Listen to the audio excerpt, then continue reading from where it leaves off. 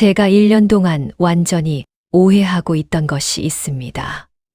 바로 고요함의 진짜 의미였어요. 저는 오수진, 작은 시골 마을의 국밥집 사장입니다. 오늘은 제가 침묵 속에서 들은 예상치 못한 진실의 이야기를 들려드리겠습니다. 시골 마을 끝자락에서 30년째 국밥집을 운영해 왔습니다. 새벽 4시면 일어나 육수를 끓이고 밤 9시가 되어서야 문을 닫는 평범한 하루하루였어요. 손님들은 수진이네 국밥은 정말 구수하다며 칭찬해 주셨고, 저는 그 말 한마디에 하루 종일 웃을 수 있었습니다. 하지만 1년 전, 제 인생에서 가장 어둠던 날이 왔습니다. 어머니, 큰일 났어요. 동네 이장님이 가게로 뛰어오셨어요. 얼굴이 하얗게 질린 채로요. 지연이가 사고가 났어요. 제가 키운 하나뿐인 딸 지연이. 28배 결혼해서 서울에서 살고 있던 그 아이가 사위 민석과 함께 시골집에 인사 오던 길에 차가 절벽 아래로 떨어졌다는 겁니다. 병원으로 달려갔을 때의 그 참담함이란 지금도 생각하면 가슴이 무너져 내려요. 민석은 팔목 깁스만 하고 멀쩡히 앉아 있었습니다. 하지만 지연이는, 제 딸은 하얀 시트에 덮여 마치 잠든 것처럼 누워 있었어요. 기계만이 그 아이가 아직 살아있다는 것을 증명해 주고 있었습니다. 식물인간입니다. 깨어날 확률은 솔직히 희박합니다. 의사 선생님의 말에 세상이 무너져 내렸습니다. 민석은 제 손을 잡고 눈물을 흘렸어요. 어머니, 죄송해요. 제가 지연이를 지켜주지 못했어요. 저는 그 눈물을 보며 가슴이 아팠습니다. 사위도 많이 힘들겠구나 싶었어요. 그날부터 제 삶은 완전히 바뀌었습니다. 30년간 한 번도 문을 닫아본 적 없던 국밥집에 휴업, 편말을 걸었어요. 그리고 집을 개조해서 지연이를 돌볼 수 있게 만들었습니다. 거실에 병상을 들여놓고 의료기기들을 설치했어요. 제 손으로 직접 지연이를 돌보겠다고 다짐했습니다. 어미가 자식을 포기할 수는 없으니까요. 민석은 가끔 서울에서 내려와 지연이를 보고 갔습니다. 올 때마다 과일이나 영양제를 사오며 정성을 다했어요. 어머니, 제가 서울에서 더 좋은 병원 알아볼까요? 괜찮다. 여기서 내가 돌볼게. 하지만 어머니 혼자서는 너무 힘드실 텐데요. 아니야. 내 딸이니까 내가 돌보는 게 당연하지. 민석은 고개를 끄덕이며 지연이의 손을 잡아주곤 했습니다. 그 모습을 볼 때마다 저는 그래도 우리 지연이가 좋은 남편을 만났구나 생각했어요. 그런데 3개월쯤 지났을 때였습니다. 어느 이른 새벽, 잠결에 낯선 기척을 느꼈어요. 제 방은 거실과 바로 이어져 있어서 작은 소리에도 깰 수밖에 없었거든요. 똑똑. 부엌에서 컵이 부딪히는 소리가 났습니다. 민석이가 왔나? 하지만 어제 올라갔는데 왜 이렇게 일찍? 살며시 일어나 문틈으로 내다보았습니다. 민석이었습니다. 지연이 침대 옆 의자에 앉아 휴대폰을 만지작거리고 있었어요. 불이 꺼진 어둠 속에서 휴대폰 화면만이 그의 얼굴을 희미하게 비추고 있었습니다. 그때 민석의 입에서 나온 말을 저는 평생 잊을 수 없을 겁니다. 이번 달까지만 버티면 대출 정리된다. 그땐 내 인생 다시 시작이지. 대출, 무슨 대출. 저는 숨을 죽이고 더 자세히 들어보려 했습니다. 민석은 계속해서 중얼거렸어요. 하여간 답답해 죽겠네. 언제까지 이래야 하는 거야? 그 목소리에는 짜증과 불만이 가득했습니다. 아내를 걱정하는 남편의 목소리가 아니었어요. 민석은 부엌으로 가서 물을 마시고는 다시 지연이 곁으로 왔습니다. 그리고는 지연이를 내려다보며 한숨을 푹 내쉬었어요. 지연아, 미안해. 하지만 어쩔 수 없어. 그 말을 남기고 민석은 방으로 사라졌습니다. 저는 한참 동안 그 자리에 서서 망연자실했어요. 방금 제가 들은 게 정말일까? 아니면 잠이 덜 깨서 잘못 들은 걸까? 하지만 가슴 한편이 이상하게 불안했습니다.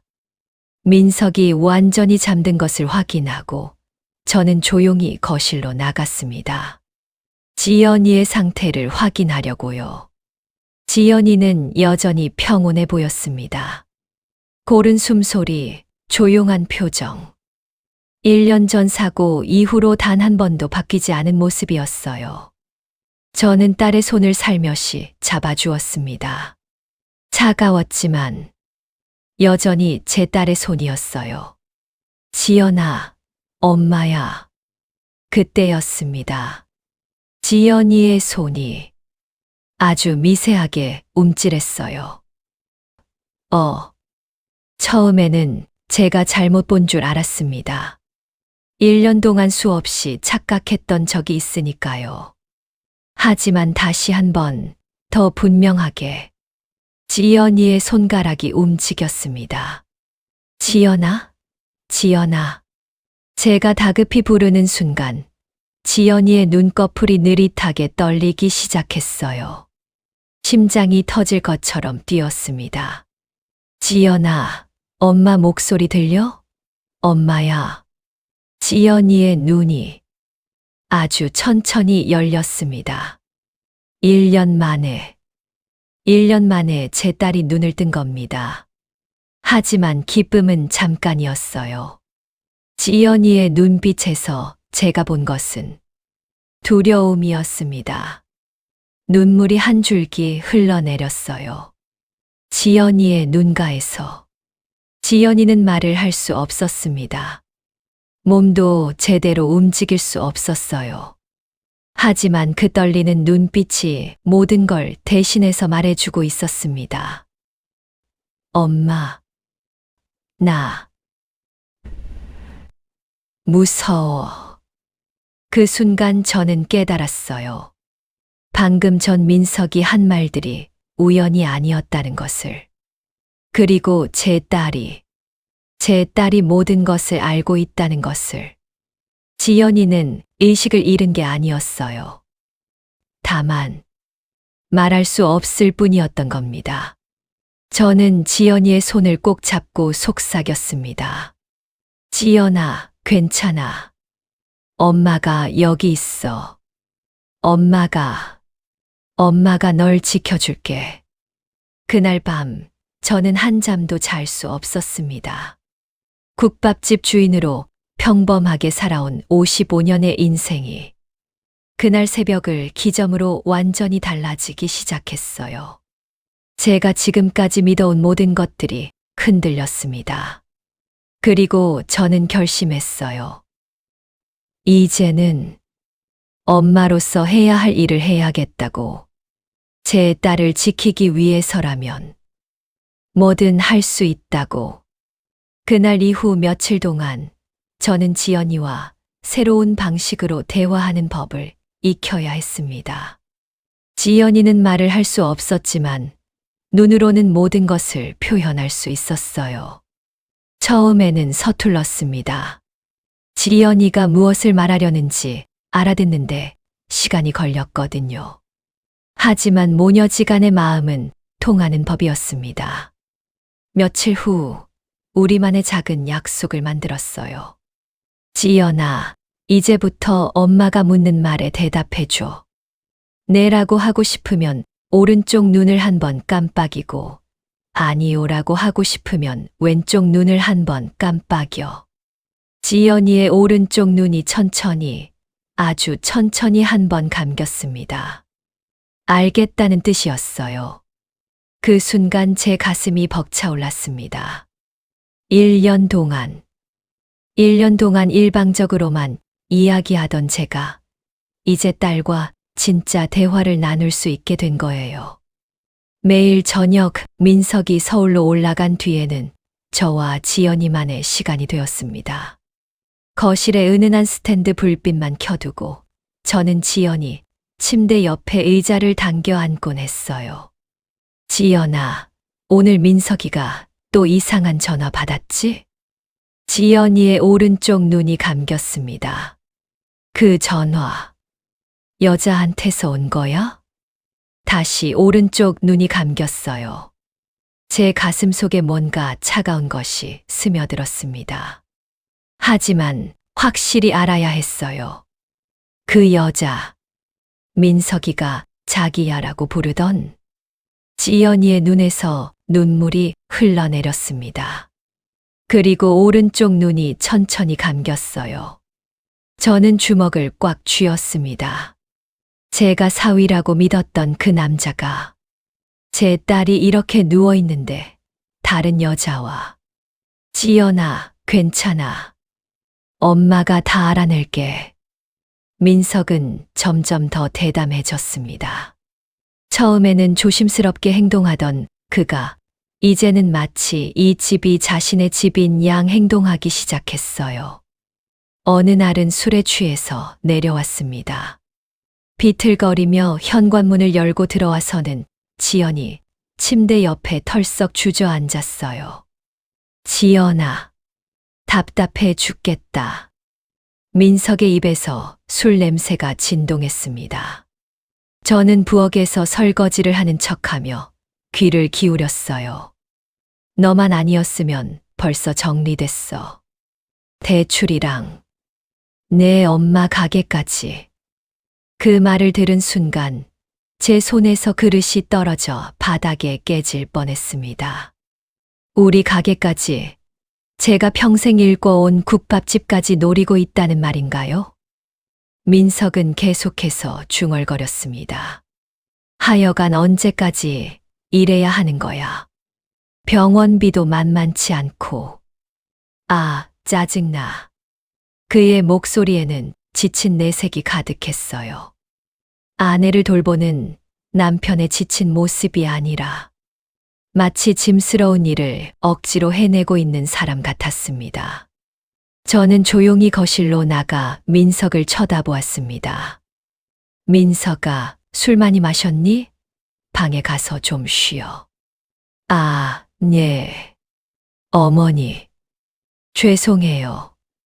민석은 비틀거리며 일어나 방으로 들어갔습니다. 그가 완전히 잠든 것을 확인한 후 저는 지연이에게 다가갔어요. 지연아, 들었지? 민석이 말. 지연이의 오른쪽 눈이 감겼습니다. 그리고 눈물이 또 흘러내렸어요. 우리 가게까지 노리고 있구나. 다시 오른쪽 눈이 감겼습니다. 그날 밤 저는 잠들 수 없었어요. 제가 평생을 바쳐 일구어온 국밥집.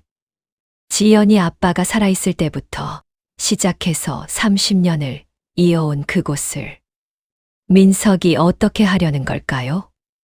다음 날 아침 저는 결심했습니다. 더 이상 당하고만 있을 수 없다고. 점심시간이 지나고 민석이 서울로 올라간 후였어요. 저는 지연이 방으로 가서 오래된 옷장을 뒤졌습니다. 먼지가 수북이 쌓인 상자들 사이에서 저는 하나의 물건을 찾아냈어요. 지연이 아빠가 생전에 쓰던 오래된 카세트 녹음기였습니다. 지연아, 이거 기억나? 아빠가 옛날에 트로트 녹음할 때 쓰던 거. 지연이의 오른쪽 눈이 감겼어요. 기억한다는 뜻이었습니다. 이제 이걸로 우리 민석이가 하는 말들을 녹음해볼까. 지연이의 눈이 반짝였습니다. 그리고 오른쪽 눈이 힘차게 감겼어요. 저는 떨리는 손으로 녹음기를 만져보았습니다. 55년 동안 국밥만 끓이며 살아온 제가 이런 일을 하게 될 줄은 꿈에도 몰랐어요. 하지만 제 딸을 지키기 위해서라면 저는 무엇이든 배울 수 있었습니다. 지연아, 이제 우리 준비하자. 지연이의 눈빛이 단단해졌습니다. 그 눈빛에서 저는 희망을 보았어요. 비록 몸은 움직일 수 없지만 지연이의 마음은 살아 있었습니다. 그리고 저와 함께 싸울 준비가 되어 있었어요. 그날 밤부터 저는 녹음기 사용법을 익혔습니다. 버튼 하나하나 어떻게 숨겨야 하는지, 어떻게 들키지 않고 녹음할 수 있는지. 지연이는 제가 서툴게 기계를 만질 때마다 눈빛으로 격려해 주었어요. 때로는 실수해서 녹음 버튼을 잘못 눌렀을 때 지연이의 왼쪽 눈이 깜빡이며 아니야 라고 알려주기도 했습니다. 우리는 완벽한 팀이 되어가고 있었어요.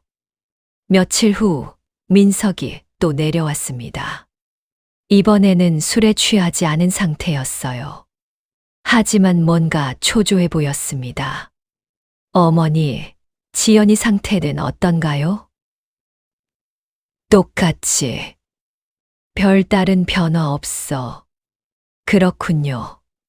혹시 병원에서 뭐라고 하던가요? 치료비 같은 건. 민석의 질문에서 뭔가 의도가 느껴졌습니다.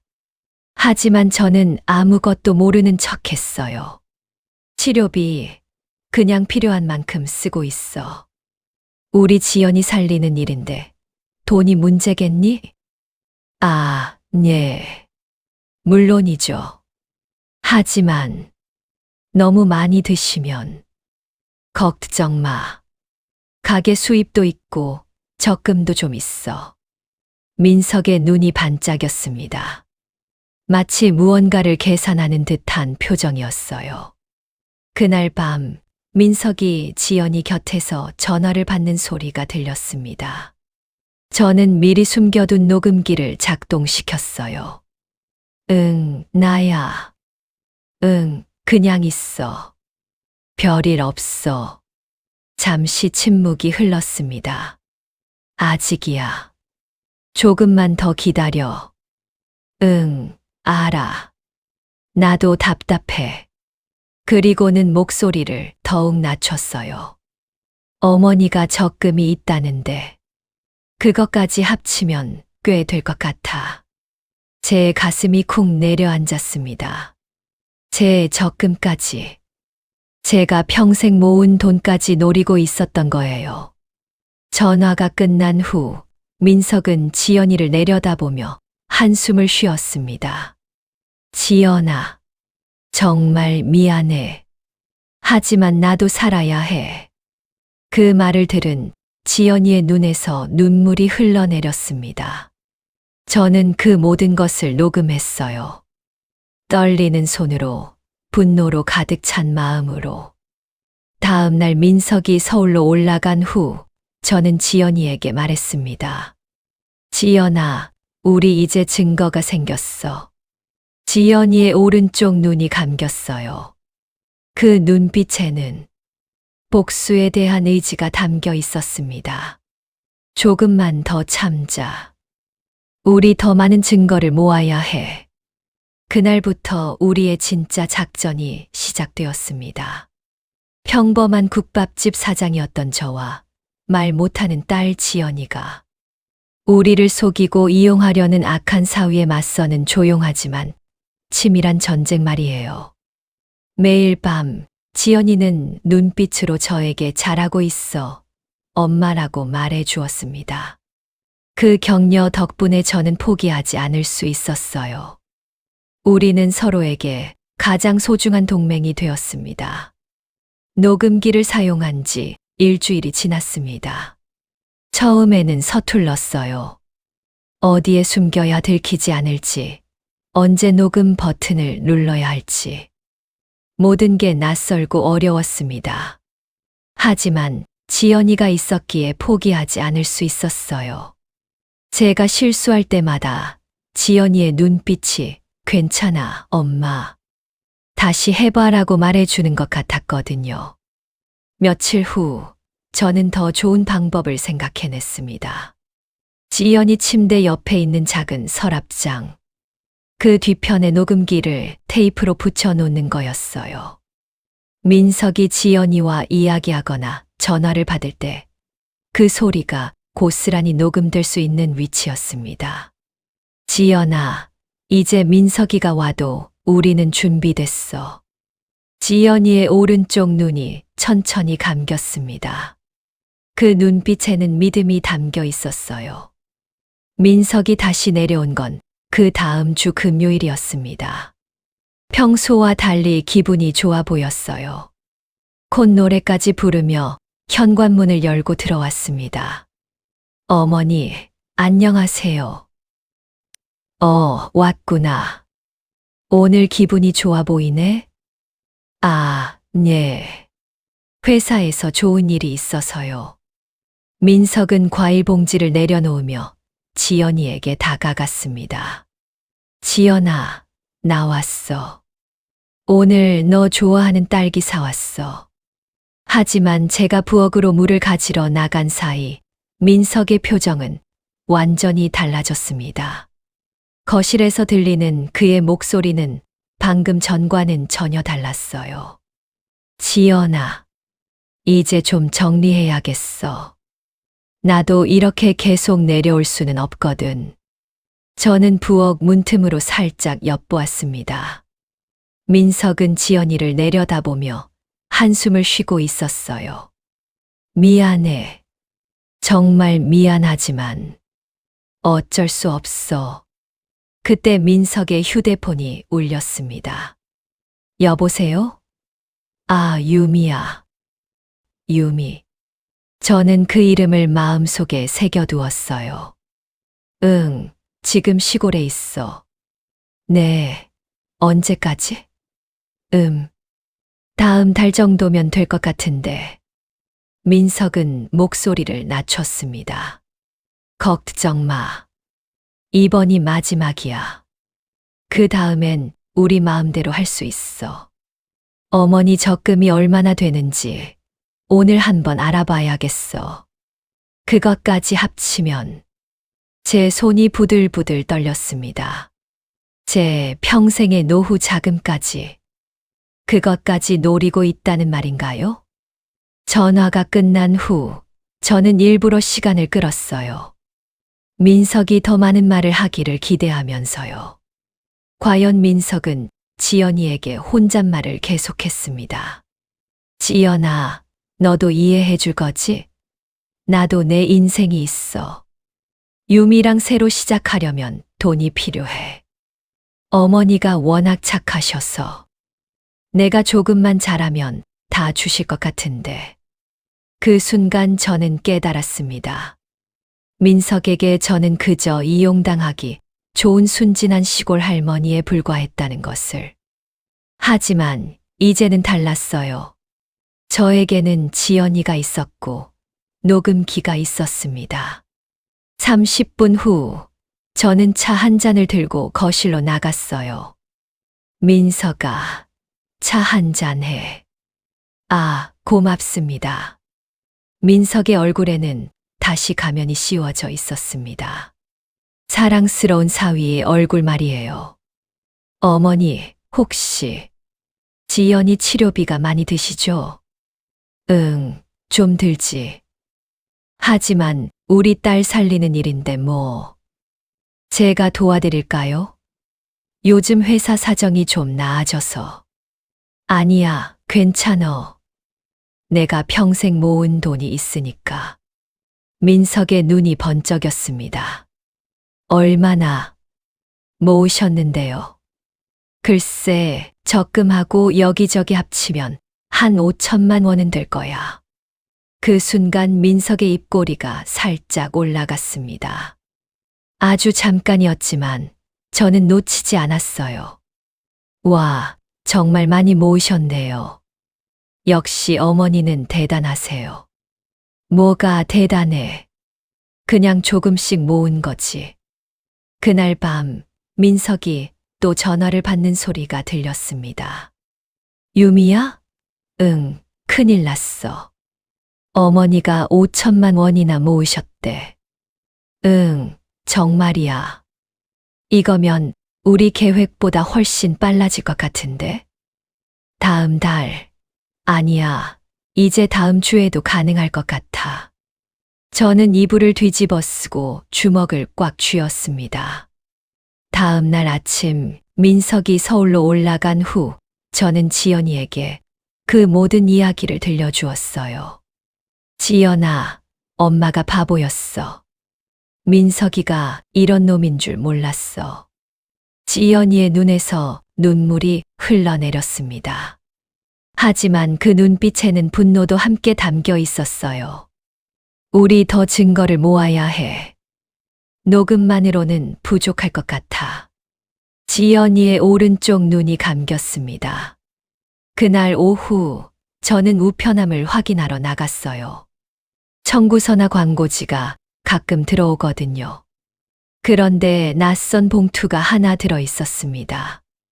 대출 연체 안내문. 주소는 우리 집이었는데 받는 사람은 김민석이었어요. 제 심장이 쿵 내려앉았습니다. 저는 주변을 두리번거리며 봉투를 열어보았어요. 손이 떨려서 제대로 뜯어지지도 않았습니다. 1차 연체 통지서. 대출 잔액 1억 5천만 원. 연체 기간 3개월. 변제 기한 2024년 3월 31일까지. 제가 읽을 수 없을 만큼 큰 금액이었어요. 1억 5천만 원이라니. 제가 평생 모은 돈의 몇 배가 되는 돈을 민석이 빌렸다는 말인가요? 그것도 우리 집 주소로 통지서가 왔다는 건 혹시 우리 집을 담보로 대출을 받은 건 아닐까요? 저는 다리에 힘이 풀려 현관 계단에 주저앉았습니다. 그동안 민석이 왜 그렇게 서둘렀는지, 왜 제 적금에 관심을 보였는지 모든 게 이해되었어요. 민석에게는 갚아야 할 빚이 있었던 겁니다. 어마어마한 빚 말이에요. 저는 서둘러 집 안으로 들어가 지연이에게 달려갔어요. 지연아, 큰일이야. 민석이가 엄청난 빚을 졌어. 지연이의 눈이 크게 떠졌습니다. 저는 떨리는 손으로 통지서를 지연이에게 보여주었어요. 1억 5천만 원이야. 그것도 우리 집 주소로 통지서가 왔어. 지연이의 눈에서 공포가 엿보였습니다. 그리고 왼쪽 눈을 여러 번 깜빡였어요. 아니요, 아니요, 아니요. 지연아, 혹시 민석이가 우리 집을 담보로 잡혔을까? 지연이의 오른쪽 눈이 천천히 감겼습니다. 그 순간 제 앞이 캄캄해졌어요. 우리 집이, 제가 지연이 아빠와 함께 30년을 살아온 이 집이 민석의 담보로 잡혀 있다는 말인가요? 저는 그날 밤 한잠도 잘 수 없었습니다. 민석의 계획이 이제야 완전히 보였어요. 지연이가 깨어나지 못한다면 저는 자연스럽게 민석에게 의지하게 될 거예요. 그러면 민석은 제 적금과 집까지 모두 손에 넣을 수 있는 거죠. 만약 지연이가 죽기라도 한다면 민석은 상속자가 되어 모든 것을 가져갈 수 있을 거예요. 하지만 민석은 몰랐습니다. 지연이가 깨어 있다는 것을, 그리고 저희가 모든 것을 알고 있다는 것을. 다음 날 아침 저는 지연이에게 말했어요. 지연아, 이제 우리 본격적으로 싸워야 할 때가 온 것 같아. 지연이의 눈빛이 단단해졌습니다. 엄마 혼자서는 안 돼. 도움이 필요해. 그날 오후 저는 마을 이장님을 찾아갔습니다. 이장님은 젊었을 때 경찰이었다고 하더라고요. 지금은 은퇴했지만 여전히 마을의 어려운 일들을 도와주시는 분이었어요. 이장님, 상의드릴 일이 있어서 왔어요. 그래, 수진이. 무슨 일인데? 저는 조심스럽게 제 이야기를 꺼냈습니다. 물론 지연이가 깨어 있다는 것은 말하지 않았어요. 대신 민석의 수상한 행동과 대출 통지서 이야기만 했습니다. 이장님의 표정이 심각해졌어요. 수진이, 이거 심각한 문제야. 혹시 집 등기부 등본 같은 거 확인해 봤어? 등기부 등본이 뭐예요? 집의 소유권이 누구 명의인지, 담보가 설정되어 있는지 알 수 있는 서류야. 이장님은 저와 함께 읍내의 등기소까지 가주셨어요. 1시간 후, 저는 충격적인 사실을 알게 되었습니다. 제 집에 근저당이 설정되어 있었던 거예요. 그것도 제가 모르는 사이에. 이건 수진이 도장이 맞나? 서류에는 분명히 제 이름과 도장이 찍혀 있었습니다. 하지만 저는 그런 서류에 도장을 찍은 기억이 없었어요. 이장님, 이게 위조된 거 아닌가요? 가능성이 높아. 수진이 평소에 도장 관리는 어떻게 해? 지연이 방 서랍에 넣어뒀는데. 그 순간 모든 게 명확해졌습니다. 민석이 제 도장을 몰래 가져다가 근저당 설정 서류에 찍은 거예요. 저는 그 자리에서 주저앉고 싶었습니다. 하지만 이장님이 제 어깨를 토닥여 주셨어요. 수진아, 포기하면 안 돼. 이제 우리가 증거를 확실히 잡았잖아. 하지만 이미 근저당이 설정됐는데. 아니야. 위조로 설정된 근저당은 무효야. 하지만 그걸 증명해야 해. 그날 밤, 저는 지연이에게 모든 것을 털어놓았어요. 지연아, 민석이가 엄마 도장을 가져다가 집을 담보로 잡았어. 지연이의 눈에서 분노의 불꽃이 일었습니다. 하지만 우리에게는 이장님이 도와주신대. 그리고 녹음된 내용도 있고. 지연이의 오른쪽 눈이 힘차게 감겼어요. 이제 진짜 끝장을 보자, 지연아. 밤은 깊어갔지만 우리의 싸움은 이제 시작이었습니다. 작은 증거들이 하나둘씩 모이고 있었어요. 그리고 그 증거들은 민석의 거짓말들을 하나씩 벗겨내고 있었습니다. 이장님의 도움으로 민석의 정체를 파악한 지 며칠이 지났습니다. 저는 매일 아침 일어나면 지연이의 상태부터 확인했어요. 혹시라도 민석이 눈치챈 건 아닌지, 지연이가 무리하고 있는 건 아닌지. 엄마로서의 걱정은 끝이 없었습니다. 지연이는 여전히 눈빛으로만 대화했지만 그 눈빛이 점점 더 간절해지는 것 같았어요. 마치 뭔가 급한 일이 생길 거라고 경고하는 것처럼요. 그 불길한 예감은 곧 현실이 되었습니다. 민석이 평소보다 일찍 내려온 건 수요일 오후였어요. 보통은 주말에만 오는데 갑자기 휴가를 냈다며 며칠 머물겠다고 했습니다. 그날 저녁 민석은 제게 차 한 잔을 권하며 조심스럽게 말을 꺼냈어요. 어머니, 지연이 일로 상의드릴 게 있어서요. 제 가슴이 쿵 내려앉았습니다. 뭔가 중요한 이야기가 나올 거라는 직감이 들었어요. 지연이가 이 상태로 1년이 넘었잖아요. 솔직히 여기서 계속 돌보시기에는 어머니도 너무 힘드실 것 같아서요. 민석의 목소리는 걱정으로 가득했습니다. 하지만 저는 이미 그의 진짜 속마음을 알고 있었어요. 그래서 요양병원으로 옮기는 게 어떨까 생각해 봤어요. 요양병원. 그 단어가 나오는 순간 제 온몸에 소름이 돋았습니다. 민석은 계속해서 그럴듯한 이유들을 늘어놓았어요. 전문적인 치료를 받을 수 있다는 것, 24시간 의료진이 상주한다는 것, 무엇보다 제가 너무 힘들어한다는 것. 하지만 제가 들은 건 전혀 다른 의미였습니다. 지연이를 제 곁에서 떼어놓겠다는 뜻이었어요.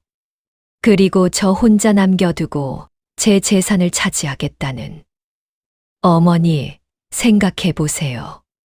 거기 가면 간병비도 보험으로 처리되고 서류 같은 것도 병원에서 다 해주거든요.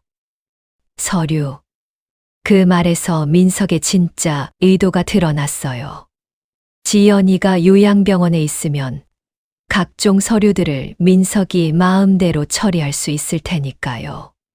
저는 아무 말 없이 민석의 이야기를 들었습니다.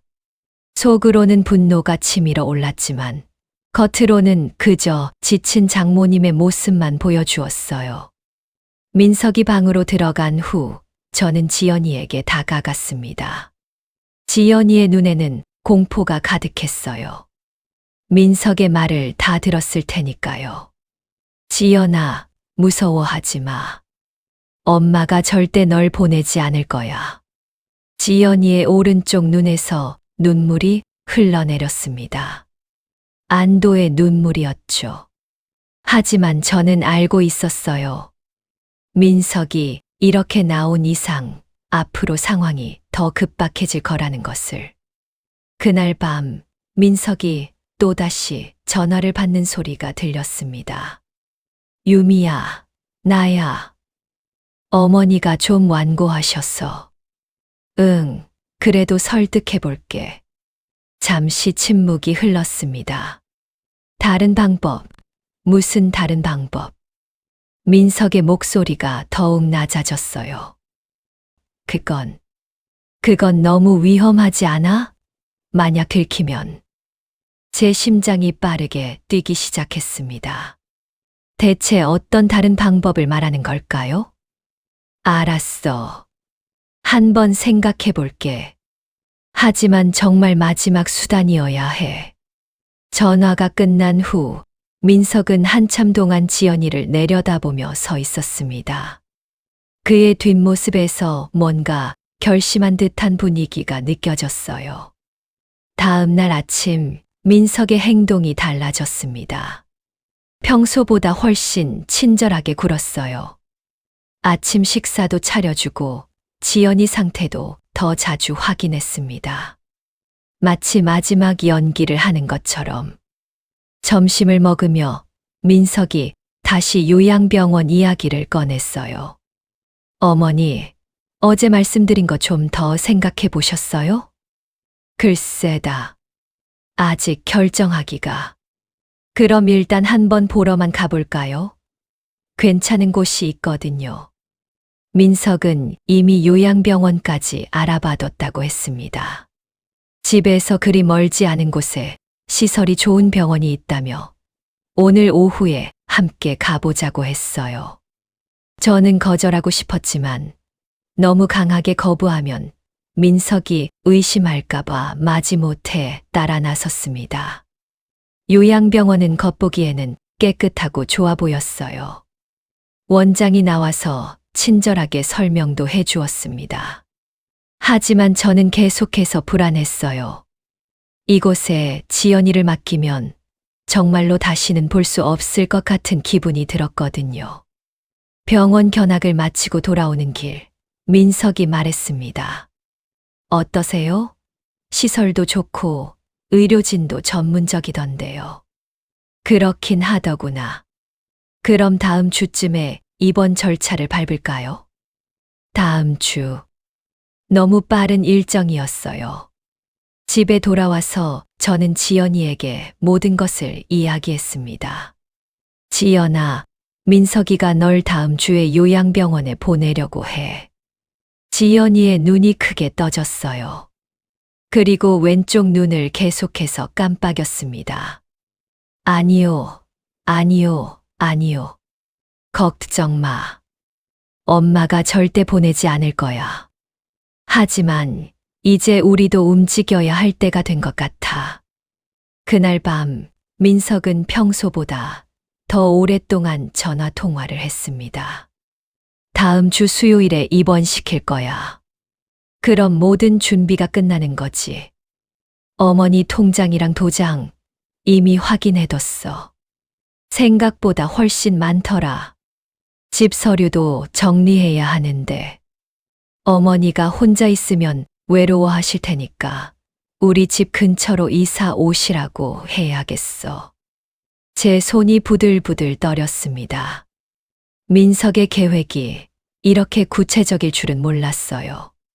지연이를 요양병원에 보낸 후 저를 서울로 데려가서 제 모든 재산을 빼앗으려는 거였습니다.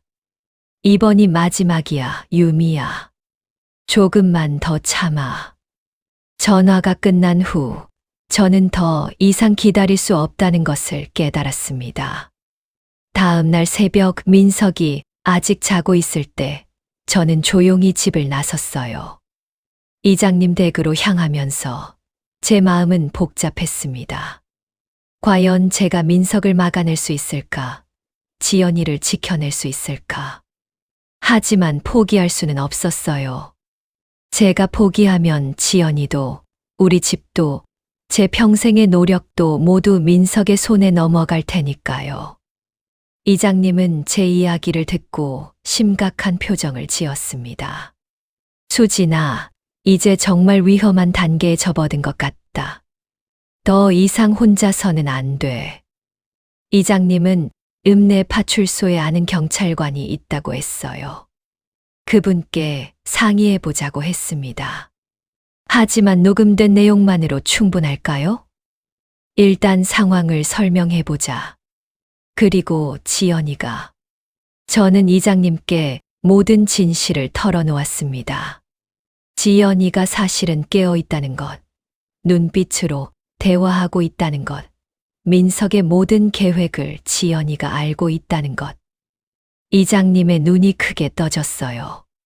그럼 지연이가 증인이 될 수 있다는 말이야? 네. 하지만 아직 말을 하지는 못해요. 그래도 의식이 돌아왔다는 것만으로도 상황이 완전히 달라져. 수진아, 희망이 보이기 시작했어. 그날 오후 저는 파출소에 갔습니다. 경찰관은 처음에는 대수롭지 않게 생각하는 것 같았어요. 시골에서 흔히 일어나는 가족 간 갈등 정도로 여긴 것 같았습니다. 하지만 제가 녹음기를 꺼내 민석의 목소리를 들려주었을 때 경찰관의 표정이 바뀌었어요. 이거 심각한 사기 혐의가 될 수 있겠는데요. 정말요? 네. 특히 도장 위조는 명백한 범죄 행위입니다. 일단 정식으로 신고 접수를 받겠습니다. 집으로 돌아오는 길, 제 마음은 조금 가벼워졌어요. 이제 저 혼자가 아니었습니다. 이장님도 경찰도 저를 도와줄 거였어요. 하지만 아직 끝나지 않았습니다. 민석은 다음 주에 지연이를 요양병원에 보내려고 하고 있었어요. 그 전에 모든 걸 해결해야 했습니다. 집에 도착했을 때 민석은 거실에서 서류들을 정리하고 있었어요. 어머니, 어디 다녀오셨어요? 응, 마을 회관에 잠깐. 민석은 의심하는 기색 없이 고개를 끄덕였습니다. 참, 요양병원에서 연락이 왔는데요. 다음 주 수요일에 입원 가능하다고 하네요. 제 심장이 다시 빠르게 뛰기 시작했습니다. 그렇구나. 네. 그때까지 필요한 서류들 준비해 두겠습니다. 민석이 방으로 들어간 후 저는 지연이에게 다가갔어요. 지연아, 이제 곧 끝날 거야. 조금만 더 힘내자. 지연이의 오른쪽 눈이 힘차게 감겼습니다. 밤이 깊어갔지만 저는 잠들 수 없었어요. 내일이면 모든 것이 결판 날 것 같았습니다. 30년간 평범하게 살아온 시골 여인의 마지막 승부가 드디어 시작되려 하고 있었습니다. 경찰에 신고한 지 이틀이 지났습니다. 그 이틀 동안 저는 마치 시한폭탄 위에 앉아 있는 것 같았어요. 민석은 여전히 아무것도 모르는 척 평범하게 행동했지만 저는 그 모든 순간이 연기라는 것을 알고 있었습니다. 화요일 아침 민석이 요양병원 입원 준비물 리스트를 가져왔어요. 어머니, 내일이면 지연이 입원하니까 이것들 좀 준비해 주세요. 리스트를 보는 순간 제 가슴이 철렁 내려앉았습니다. 정말로 내일이면 지연이를 데려가려는 거였어요. 하지만 저는 더 이상 속수무책이 아니었습니다. 알겠어. 오늘 하루 종일 준비할게. 민석은 만족스러운 표정으로 고개를 끄덕였습니다. 참, 그리고 어머니. 지연이 입원하고 나면 어머니도 너무 외로우실 것 같아서요. 서울 우리 집 근처로 이사 오시는 게 어떨까요? 드디어 민석의 진짜 계획이 나왔습니다. 지연이를 격리시키고 저를 서울로 데려가서 모든 재산을 빼앗으려는 서울로 이사를? 네. 여기 혼자 계시면 너무 쓸쓸하잖아요. 우리가 돌봐드려야죠. 민석의 목소리에는 가짜 효성이 가득했습니다. 그날 오후 민석이 잠깐 나간 사이 저는 지연이와 마지막 대화를 나눴어요. 지연아, 내일이면 모든 게 끝날 거야. 지연이의 눈빛이 불안해 보였습니다. 무서워하지 마. 엄마가 모든 걸 준비했어. 그리고 저는 지연이의 손을 꼭 잡았습니다. 지연아, 내일은 내가 정말로 깨어날 수 있는 날이 될지도 몰라. 지연이의 오른쪽 눈에서 눈물이 흘러내렸습니다. 하지만 그 눈물에는 희망이 담겨 있는 것 같았어요. 수요일 아침이 밝았습니다. 민석은 평소보다 일찍 일어나서 분주히 짐을 쌌어요. 마치 여행을 떠나는 것처럼 기분 좋은 표정이었습니다. 어머니, 10시에 병원 차가 와요. 그때까지 준비 끝내시면 돼요. 알겠다. 9시 30분이 되었을 때 저는 마음을 다잡았습니다. 그때 현관 밖에서 차 소리가 들렸어요.